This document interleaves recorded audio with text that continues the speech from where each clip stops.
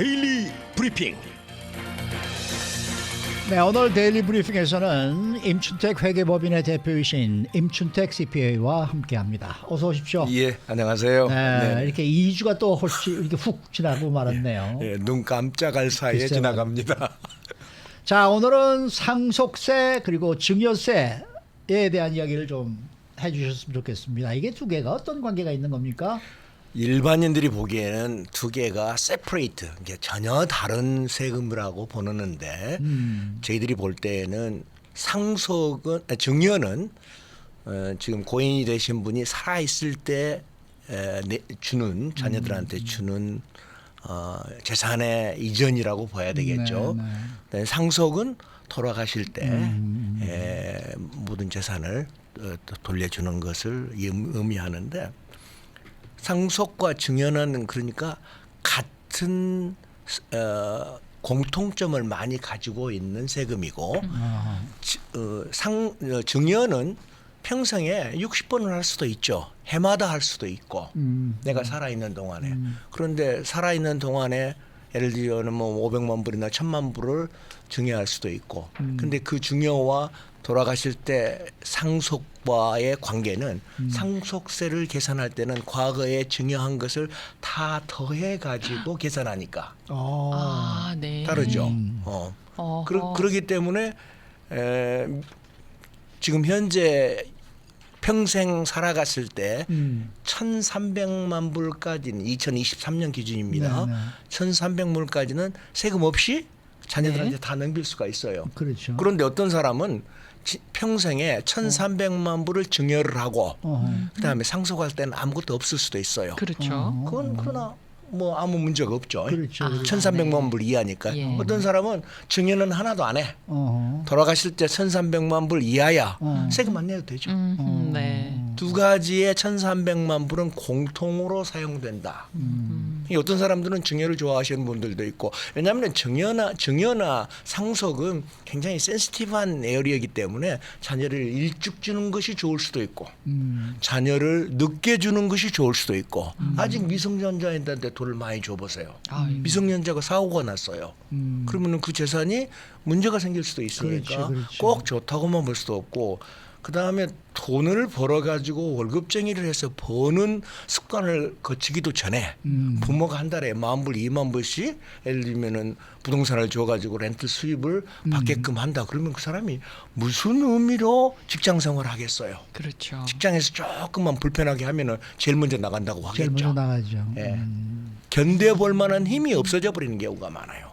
그건 썩 좋은 방법이 아니거든요. 그래서 증여와 상속의 장단점도 있을 수도 있어요. 왜냐하면 지난번에도 한번 말씀드렸습니다마는, 아니 도대체 평생에 걸쳐서 내가 일하면서 세금 다 냈지 않냐.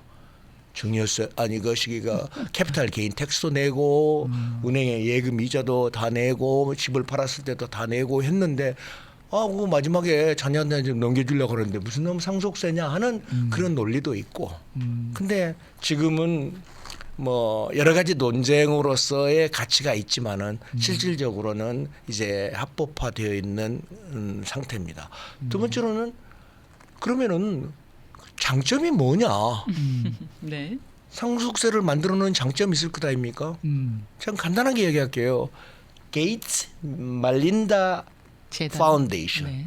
지금 세계에서 제일 큽니다. 게이츠, 폴 빌 빌 게이츠 얘기시죠. 빌 게이츠 앤드 말린다 게이츠가 창설한 자선 단체는 자산 금액이 800억 불입니다. 와, 어마어마하네요. 네. 아이, 참. 1년에 80억 불의 이자 수입을 가지고 세계적으로 돈을 쓰는 것이에요. 그러니까 그런 단체가 생기는 이유가 뭐겠어요?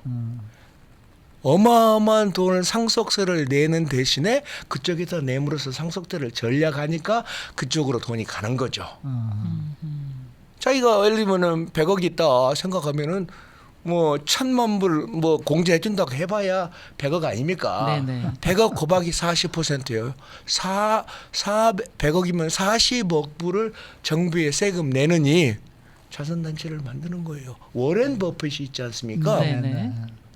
벌써 공약을 했어요. 자기가 죽으면 자기 재산의 90%를 게이츠 말린다에다가 증여를 하겠다. 기증하겠다. 기증하겠다. 그래요. 네. 그 양반도 한 600억, 700억 불을 가지고 있는 사람인데 700억 불에 90%면 7, 9, 630억을 갖고 있다는 것은 세금 안 나고. 세금 대신에 그쪽으로 줌으로써 얼마나 더 하나의 단체가 성장할 수 있겠습니까? 빌 게이츠 재단에서는 그 자녀들은요, 그 재단에서 나오는 또 월급을 또 따박따박 굉장히 또 따로 제한돼 있어요. 받잖아요. 아니 네. 근데 받기는 네네. 하지만은 일하는 수준에 따라서 네가 아버지가 증여자니까 맘대로 가져가라? 그건 말이 안 되죠. 네. 함부로 못 가져가게 돼 있습니다. 굉장히 제한적인 것이 많아요. 아하, 아니 네. 그런데 뭐 몇 억이다 10억이다 5억이다 이런 거는 뭐 우리하고 관계가 없는 얘기고 이 방송을 들으시는 분들도 뭐 이렇게 별로 이렇게 실감이 안 오는 그런 액수인데 저는 제가 임 대표님께 좀 여쭤볼게요. 그래요. CPA로서 네. 많은 분들의 세금 보고를 해주고 계실 거 아니에요. 예. 파이낸셜 예. 이런 일도 해주시고. 예, 그렇습니다. 증여를 하는 사람들이 많습니까? 상속을 하는 사람들이 많습니까? 일단은 증여하는 사람들이 조금 많아요. 많아요? 예, 증여하는 사람들이 자녀들한테 그러면 그 증여를 한다는 거는 내가 살아있을 때 주는 거 아니겠습니까? 그럼요. 어느 정도나 줘요? 자기가 가지고 있는 걸 거의 다 줍니까? 그러진 그건 않고 아니고. 대부분이 보면은 자녀들이 집을 살려고 한다. 다운페이 다운페이먼을. 20만 불, 30만 불 아. 이런 정도를 주는 경우가 제일 많아요. 아, 네. 그건 뭐 참 좋은 일이네요. 그런 거는. 그럴 수도 그렇죠. 있죠. 그럴 수도 자녀 있죠. 입장에서는 굉장히 결혼하는데 어. 얼마 돈을 준다. 아니면 집을 사는데 이왕 내가 20년, 30년 후에 돈을 너한테 돈을 주는 것보다 지금 내가 얼마를 내가 떠 넘겨줘서 아들한테도 얼마를 주고 딸한테도 주고 그렇게 해서 증여를 해요. 그게 좋냐 나쁘냐. 근데 그건 이제 취사 선택이죠. 본인이 그렇죠. 어떤 네네. 선택을 하느냐 하는 문제라고 생각을 해요. 하지만 돌아가시기 전에 모든 재산을 증여하는 거는 조금 고려를 해보셔야 될 듯합니다. 그럼요. 네네. 그럼요. 아까도 이야기했지만은 자녀들이 재산이 넘어가 버리면은 부모가 거꾸로 받을 수가 없어요. 예. 법적 소송을 받기 전에는 그 법적 소송도 그렇게 쉽습니까? 그런데 일단 넘어가 버리고 난 다음에는 그 자녀가 아주 상식적인 사람이고 모든 것을 잘 통제할 수 있는 사람이면은 no problem. 근데 그런 사람들이 아니고 놀고 있고 그다음에 무의도식하고 그다음에 뭐 운전을 하는데 난폭 운전을 해가지고 문제가 생기고 그러면은 재산으로 다 문제가 생길 수도 있습니다. 맞습니다. 네. 그러면은 증여를 해주고 나서 후회하는 부모도 많이 보셨습니까? 그럴 수도 있죠. 그럴 수도 있죠. 저는 주위에서 여러 분 뵀습니다. 그럼요. 후회하시는 거. 후회하는 사람들. 아니 어떤 분들은 특히 집 한 채 있는데 그것을 자녀한테 넘기고 네. 자기는 재산 하나 없다고 해가지고 메디칼 뭐 이런 사회적인 보장 시스템을 의존하시는 분들이 있는데 다들 후회하시는 분들이 많아요. 네. 바보예요. 어, 바보. 네. 자, 그러면은 상속세 대상 재산 또는 증여세 대상 재산이 뭐 따로 분리가 돼 있나요? 모든 같나요? 재산은 다 상속이나 증여를 할 수 있어요. 모든 네, 재산은. 모든 네. 재산은 다. 부동산이든 동산이든. 예, 네. 부동산이든 동산이든 간에 상속을 하는데 제일 중요한 것은 계산을 할 때 지금 현재 1,300만 불 이하면은 예를 들자면은 상속세나 증여세를 안 내고 다 넘어갈 수 있지 않습니까? 근데 상속 재산을 계산하는데 계산 방법이 틀리는 경우가 있어요. 예를 서로 들자면 다른 거예요. 어떤 사람들은 예를 들자면 어떤 사람은 나 20년 전에 한 50만 불 주고 샀어. 예. 그 50만 불만 생각을 해요. 그렇죠. 근데 지금 그게 500만 불이야. 그런 집이 두 개야. 네. 그럼 1000만 불 돼요. 1000만 불이 돼버리네요. 근데 본인 생각에 자기는 50만 불 두 개로 알고 있어요. 그렇죠. 또 어떤 사람은 그 라이프 인슈런스를 가지고 있어요. 아하, 모든 예. 사람이 라이프 인슈런스는 텍사블이 아니다. 네. 상속세 대상이 아니다라고 네네. 생각하는데 일반적으로는 맞을 수도 있고 틀릴 수도 있어요. 그렇지 않은 네. 경우도 있어요. 아는 경우가 있는데 어. 그 인슈런스가 내 이름으로 돼 있고 내가 돈을 내 있으면은요 상속 재산에 포함이 돼요. 포함이 된다고. 그게 어떤 경우에는요 400만 불, 500만 불짜리 하시는 분들도 그렇죠. 있어요. 왜냐하면 상속세를 대신해서 내겠다고 하는 목적으로 드시는 분들이 많아요. 그럴 경우에는 특수한 트러스트를 만들어 가가지고 상속세 대상이 안 될 수 있도록 잘 관리를 하셔야 돼요. 이게 무조건 다. 아 그래 우리 라이프 인슈런스는 우리 아들이 다 받아가는 거고 이건 상속세 대상이 아니다라고 보통적으로 다 알고 있어요. 그럼요. 저도 일반 그렇게 논리는 알고 맞는데 네. 일단 재산이 많으신 분들은 그것이 개인 소유가 되어버리면은 상속 재산의 대상이 돼요. 그러면 그 대신 트러스트를 만들어 놓으면은 내가 오너가 아니잖아요. 트러스트가 네, 오너죠. 네. 그런 식으로 만들어 줘야만 예를 들면은 상속할 때 라이프 인슈런스가 공제가 되는 거죠. 두 번째로는 또 하나 더 이야기할 수 있는 것은 공유 재산, 커뮤니티 프로퍼티, 조인트 테넌시 이런 걸로 되어 있는 경우가 많아요, 재산이. 네. 그러니까 아까 그 1,300만 불이라는 것을 계산할 때 나는 생각할 때 1,300만 불 이하야. 그리고 나 세금 보고 안 해. 네. 이렇게 하는데 실질적으로 뭐 전문가가 보거나 또 계산을 잘 해보면은 굉장히 다를 수도 있어요. 왜냐하면 다 본인들이 생각했을 때는 코스트 베이스로 생각을 해요. 원가로. 근데 이 상속과 증여는 반드시 페어 마켓 밸류, 지금 현재 시가가 얼마냐.